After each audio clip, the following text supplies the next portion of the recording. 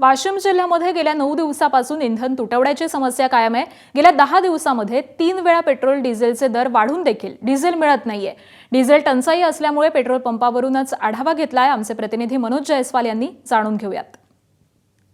वाशिम जिल्ह्यात गेल्या 9 दिवसापासून शेतकरी असतील, वाहनधारक असतील यांना मोठा डिझेल तुटवड्याचा सामना करण्याची वेळ आलेली आहे।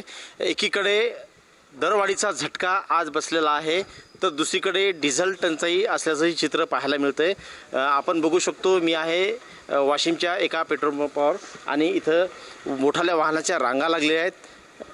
त्यांना डिझेल मिळवण्यासाठी रात्रीपासून हे वाहन डिझेल पंपावर थांबल्याचं चित्र आहे, तर दुसरीकडे कॅनाही शेतकऱ्यांच्या इथं लागल्याचं चित्र आहे। एकूणच पाहायला गेलं तर डिझेलचे दर, पेट्रोलचे दर जरी वाढलेले असले तरी मात्र डिझेल मिळत नाही अशी स्थिती निर्माण झालेली आहे। माझ्यासोबत शेतकरी आहे। दादा, नेमकी काय परिस्थिती आहे?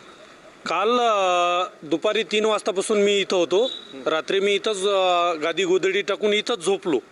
रात्री 1 वाजेपर्यंत याने डिझेल चालू ठेवलं। आता माझा नंबर नेमकाच लागायचा, तेवढ्यात डिझेल संपलं। तर आता अजूक तर काय आम्ही इथं थांबलेलो डिझेलचं, ते म्हणतात सोमवारी येईल। आता शेतात आमचं ट्रॅक्टर उभं आहे, कामं आता खोळंबले सगळे। रविवारीला डेपो बंद असते, त्यामुळे सोमवारीला सांगतात। डिझेलचे दर पण वाढलेत, पेट्रोलचे दर वाढलेत। नाही, त्याच्यामुळं आता शेतकरी त्रस्त आहे।